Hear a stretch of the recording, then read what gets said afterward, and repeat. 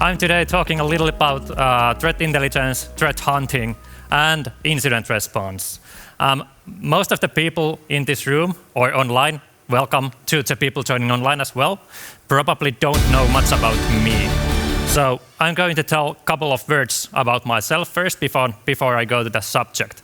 Of course, with the limited time that I have, I will be doing very, very rough and scratch of the subject. And please do come and discuss with me after my session, so I'm happy to talk more about the topics here.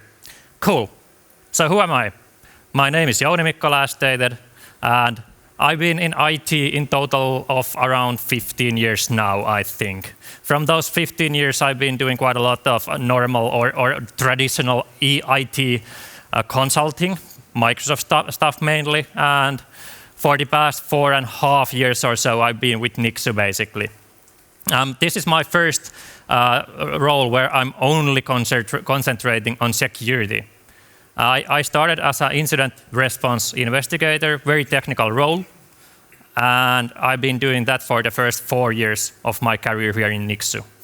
I love incident response, actually. I think it's a very interesting thing to do, and Jan was actually touching the topic of ransomware and the attackers being actually nowadays moving to a tactic where they actually exfiltrate the data out from the network, and then they basically try to sell it back to you. And this is the stuff I work with. So basically, when the actual shit hits the fan in the customer environments, me or my team actually is the one from Nixu who is coming to the stage then, and we start to investigate what has happened in your environment. For the last 5 months or so, or actually 6 months, I guess at this stage, I've been leading the team. So I'm leading our incident response function. Of course, we are doing digital forensics as well, but our main function is with incident response. So when there's incidents, we come in, we help you. I've been actually quite a lot involved in our threat hunting on the past 4.5 years. And actually, we are launching, or actually we already launched advanced threat hunt service. We are working with host-based data, and that is something that I've been developing for the past year or so. I think, of course, I'm a little bit biased, I think, but I think that it's one of the coolest services that been launched within Nixu in the recent years, and I'm very happy to talk about that a little more with you if you are interested.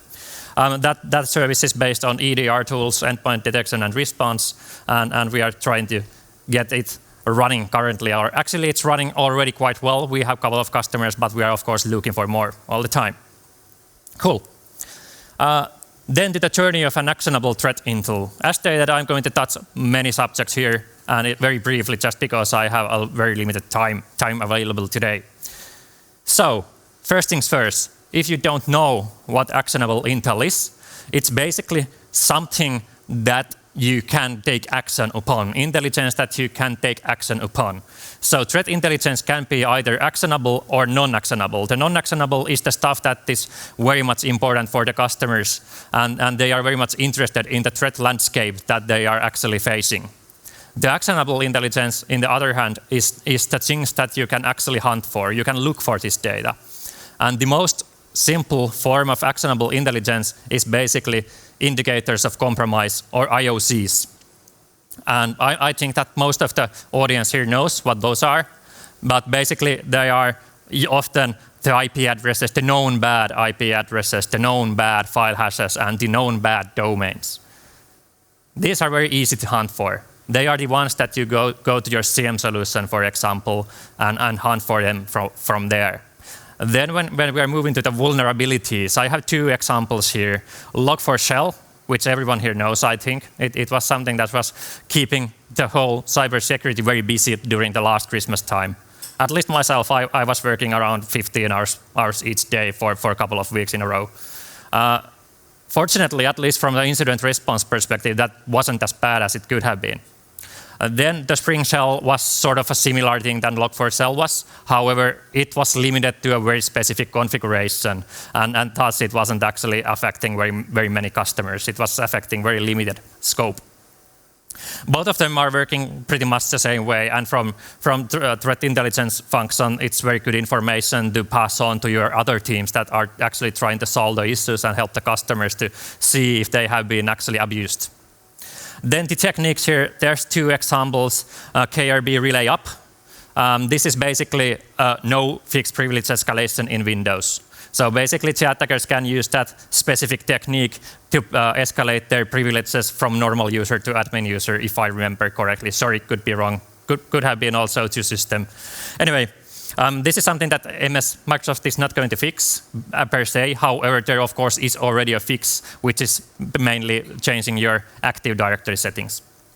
Then the second one is list planting, which is a way to inject your malicious code to a hijacked processes. So it's one of those many things that you can do to inject your own malicious code to another process to hide from being detected. Cool.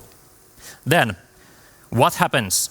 Well, in this image you can see the actionable intel. It's the green drop there, and the threat intelligence team here is actually batting the actionable intel towards the threat hunting team. And this is reflecting how we do things within Nixu. So this is how we do this. Might be different on other functions, but this is how we are liking to do our own investigation towards the actionable intel. Cool.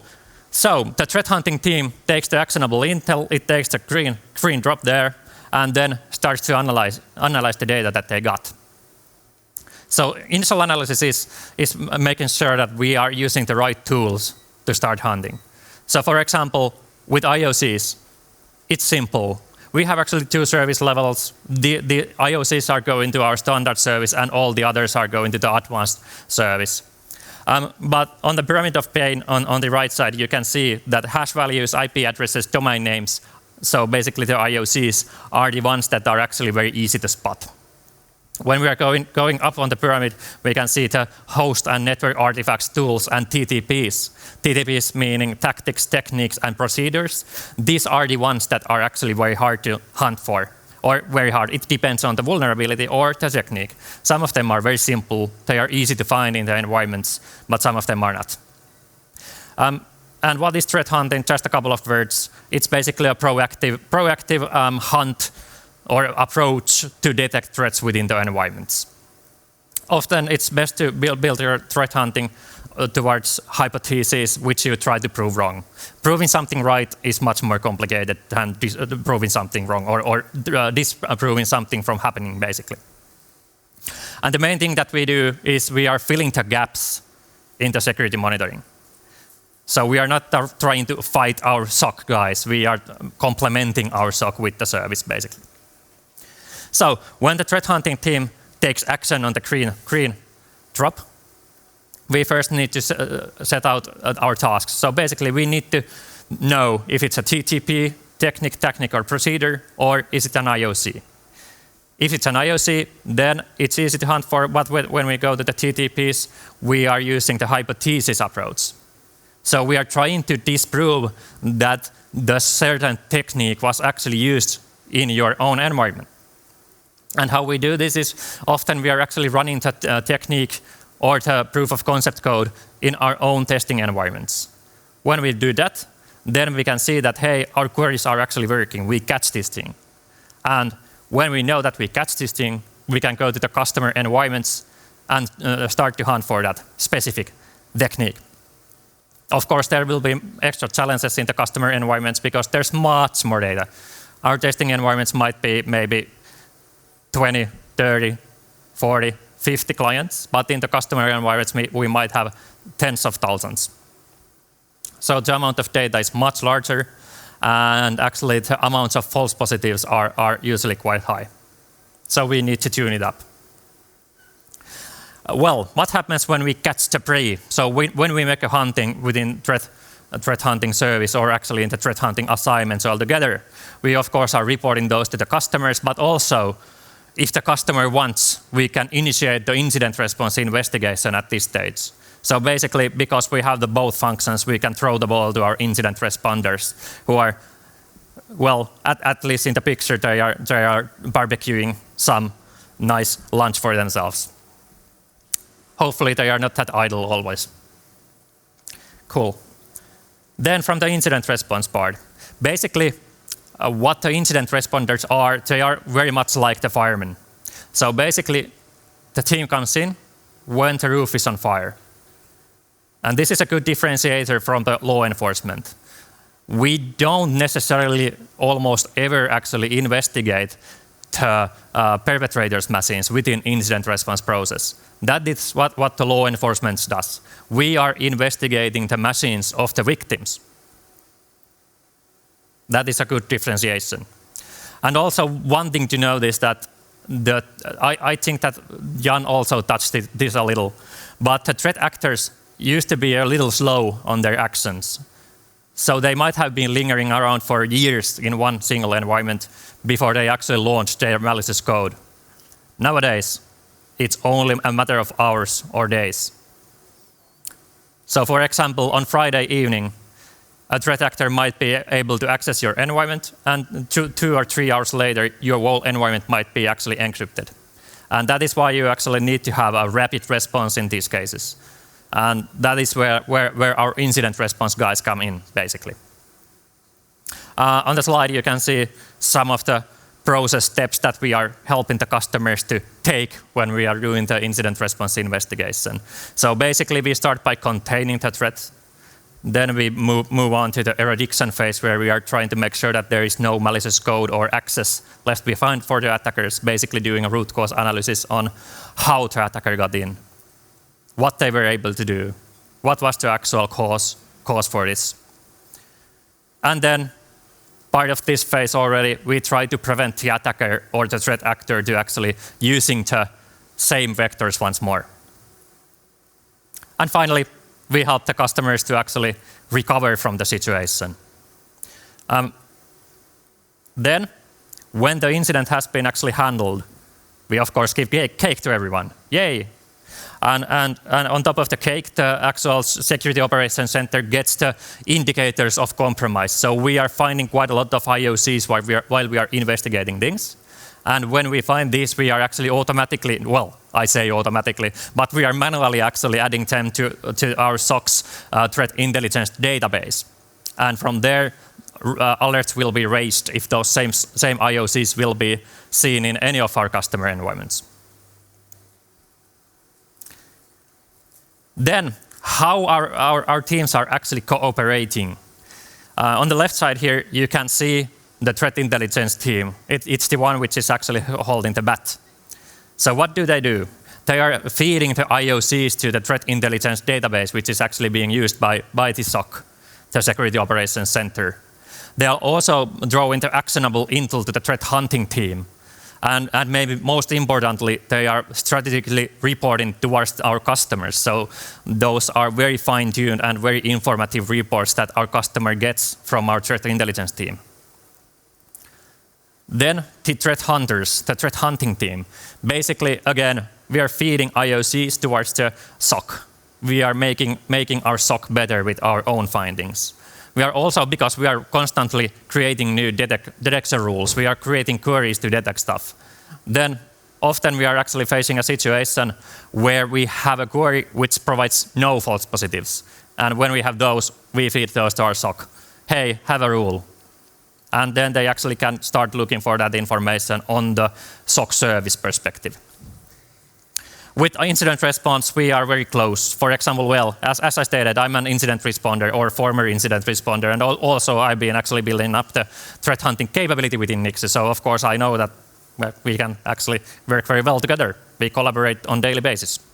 And incident response teams is actually sharing us with trends, what is happening, how they see things. For example, during the last year, initial access vector has often been a public access service like a VPN. And it's very good knowledge towards the threat hunting team, so we can actually take that information and start looking for hits from that specific technique that the attackers are actually using.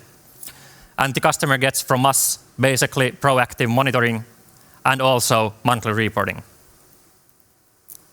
Then the incident response team and the SOC are working very closely together. They are investigating the cases together. And in many cases that are actually being investigated by the incident response team, we have help from the SOC analyst as well, especially as they know CM better than the incident responders do. So basically, they help us to find the badness in those investigations. Also, as stated before, the incident response team will actually throw the IOCs towards a SOC. And the customer gets the incident response support from our IR team, DFIR team, and we will actually help on every step on the incident response process. And the SOC is a core of our functions. So basically, they are the main advanced detection capability function within Nixu.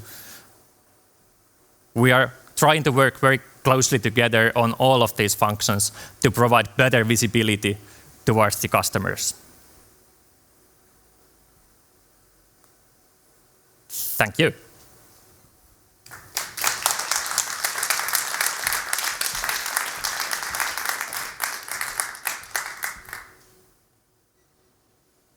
I think he wasn't exaggerating about you. No, he was. You did a great job. That was so fun. And you know, I don't know, but I wanted to be a fireman when I was a young man. Did you? Not really. I actually would like to be a law enforcement officer, but I think it's close. Close enough. Close enough, indeed. Again, I'd like to ask our colleagues very anonymously to send us questions in the chat. Anybody want to ask a question about this very impressive approach? I've got it's kind of dark. I'm sorry. Tell us who you are in your question, please. Yeah. Hi, Jouni. Hi. My name's Klaus-Peter Finke Herkkernen. I'm privileged to be an advisor to Emra Tisantepi, Estonian digital forensics firm. What do you love the most about your job? What is like to motivate, if we can motivate 100 Finns or 1,000 Estonian Finns to become digital forensic investigators like you, what could you share with them to motivate them to do the work that you do every day? Well, in my opinion, that's a very good question, by the way. In my opinion, the best things that can happen in this career is when you get to work on a very large case. Let's say that there's hundreds and hundreds of affected devices. Then you go in and the customer is panicking to all extent. And then you go there, you will be the rock for the customer and you start to investigate. And then you make the finding. For example, you find out that the attacker is actually being able to laterally move using this and that, and then you get to actually investigate how the attacker got in. And that is the best feeling, at least for me, when I'm doing incident response, and that is a joy when I can be included in those large investigations. So you weren't really right. I mean, it is a little bit like law enforcement also. You know, it's sort of firemen and it's a fusion. It's a fusion of a policeman and a fireman. I guess you can call it that, yeah. Indeed. All right. Any other questions? Nothing in the chat, but hey, at the beginning, again, following up on that very good question, thank you very much. But you also said that you're very excited about this particular offering at Nixu. You think it's the best offering at Nixu. Everybody else at Nixu, were you hearing what he was saying? Could you develop a little bit on that? So how significant the DFIR service is within the Nixu portfolio? I think I was talking about the threat hunting service, and I think that we are still in a grow phase with it. We launched it around, I think it's 2 or 3 months ago, and we are currently growing a little more and trying to actually tell the customers that this is very, very nice to have, and this is something that you might be interested in the future as well. And it's very, very good service as we are trying to fill in the gaps that is actually very hard or impossible maybe to do with the traditional SOC monitoring. Right. Well, what about DFIR in general? Well, I think that DFIR is a great thing to buy as a service just because it's very technical. There's very fairly limited amount of incident response in Finland and especially in the world also. So basically, it's often not very viable for the companies to have their own incident responders at their own payroll. The in-house incident response is maybe viable for the biggest companies in the world. But having that as a service from a company that is, or from a team that is only doing incident response, you get the capabilities of the team without having to actually invest a large number of money for your own team. Thank you. Do you have insurance? I do have some. You know, because if a fire comes up, you want to have insurance. So. Well, if that happens, I will call the next presenter. Exactly, exactly. If they offer it, let's see if they can make us a good deal. I don't know. All right. And in a way, Nixu is a little bit of an insurance company, you know, for these things. So there's a lot in common. You know, there's a punainen lanka, as they say in Finnish, in our presentations. But we want to thank you for that excellent presentation. Thank you. Thank you. Yeah. Thank you. Yeah.